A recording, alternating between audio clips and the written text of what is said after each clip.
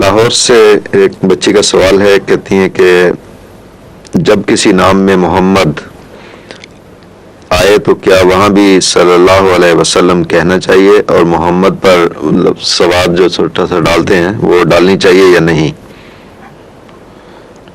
دیکھیں، یہ رسمی چیز نہیں ہے کوئی.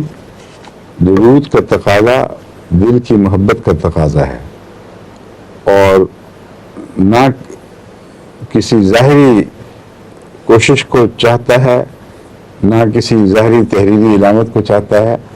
اور صحابہ کا طریق یہی تھا کہ عام طور پر جب کسی غرض سے رسول اللہ صلی اللہ علیہ وسلم کا نام لکھتے تھے یا بیان کرتے تھے تو ضروری نہیں تھا کہ ضرور صلی اللہ علیہ وسلم لکھیں. اب احادیث پڑھ کے دیکھ لیں، بخاری مسلم میں بھری پڑی ہیں، اس میں محمد رسول اللہ صلی اللہ علیہ وسلم کے ساتھ صلی اللہ علیہ وسلم نہیں لکھا ہوا ملے گا. تو کیا نعوذ باللہ صحابہ کو رسول اللہ صلی اللہ علیہ وسلم سے عشق نہیں تھا؟ ان کے دل سے درود پڑھ رہے ہوں گے اس وقت، ہمیں یقین ہے. یہ ہو ہی نہیں سکتا کہ رسول اللہ صلی اللہ علیہ وسلم کا نام آئے اور صحابہ ان پر درود نہ بھیج رہے ہوں. تو اس لیے ظاہر پرستی پہ نہ جائیں، مضمون کی حقیقت کو پہچانیں. حضرت صلی اللہ علیہ وسلم پر درود بھیجنا ایک طبعی قدرتی محبت کا تقاضا ہے، اور جن کو محبت ہے وہ منہ سے بولیں یا نہ بولیں دل درود بھیجتا ہی ہے. بس یہ نام خواہ اذان میں آئے، خواہ قرآن کریم کی تلاوت کے وقت آئے، یا ویسے کوئی گا رہا ہے نعتیہ کلام اس میں آتا ہے، تو اونچی نہ بھی کہیں تو دل میں درود پڑھنا چاہیے. لیکن نماز کے دوران درود پڑھنا یہ سنت سے ثابت نہیں، بلکہ نماز میں مخل ہو سکتا ہے. اور قرآن کریم میں یا حدیث میں کوئی ایسی وضاحت نہیں ہے جسے ثابت ہو کہ رسول اللہ صلی اللہ علیہ وسلم نے فرمایا ہو کہ جب نماز میں میرا نام آیا کرے یا تلاوت میں تو اس وقت میرے پہ درود بھیجا کرو. لیکن جیسا کہ میں نے بیان کیا ہے، دل چونکہ طبی طور پر اچھلتا ہے، اس لیے وہ درود دل میں پیدا ضرور ہو جاتا ہے، خواہ لفظوں میں ڈھلے یا نہ ڈھلے. جب رسول اللہ صلی اللہ علیہ وسلم کا نام آئے گا تو عقیدت اور جو پیار ہے وہ از خود ایک دعا بن جاتا ہے، اور یہ بہت کافی ہے. یہ ایسی بات ہے جیسے مائیں بچے آتے ہیں تو ضروری تو نہیں کہ سارے بسم اللہ ہی پڑھتی رہیں، ہر بات پہ بسم اللہ. لیکن بعض عاشق ماؤں کو آپ نے دیکھا ہوگا کہ ان کا بچہ اٹھے تو بسم اللہ، رکوع میں ڈالے تو بسم اللہ، گرے تو بسم اللہ.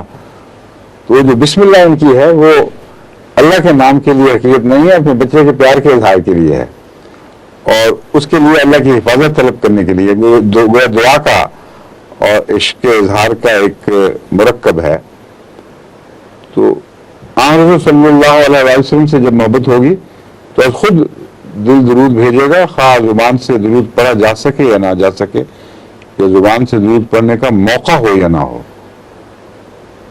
اب آپ دیکھ لیں کلمہ توحید کیا ہے؟ لا الہ الا اللہ محمد رسول اللہ. کہاں اس کے ساتھ صلی اللہ علیہ وسلم لکھا ہوا ہے؟ اشہد ان لا الہ الا اللہ اشہد ان محمد رسول اللہ. لوگ جو کلمہ شہادت پڑھتے ہیں یہی پڑھتے ہیں، لیکن اس کے بعد درود بھیجنے کا مضمون ضرور سنت میں ملتا ہے. تو اس طرح کہ جب آپ تشہد میں کلمہ تشہد کے پہلے حصے میں انگلی اٹھا کر کہتے ہیں اشہد ان لا الہ الا اللہ اشہد ان محمد رسول اللہ، اس کے بعد ہمیں کیا سکھایا؟ اللہم صلی علی محمد وعلی آل محمد وبارک وسلم انک کما صلیت علی ابراہیم وعلی آل ابراہیم انک اللہم بارک علی محمد وعلی آل محمد کما بارکت علی ابراہیم وعلی آل ابراہیم انک حمید مجید. تو اس نماز نے ہماری تربیت بھی کر دی اور سکھا دیا کہ رسول اللہ صلی اللہ علیہ وسلم کا جب نام آئے تو وہاں بے شک داخل نہ کرو، مگر بعد میں محمد رسول اللہ پر درود بھیجنا بھولنا نہ. تو یہ میرا مکمل جواب ہے.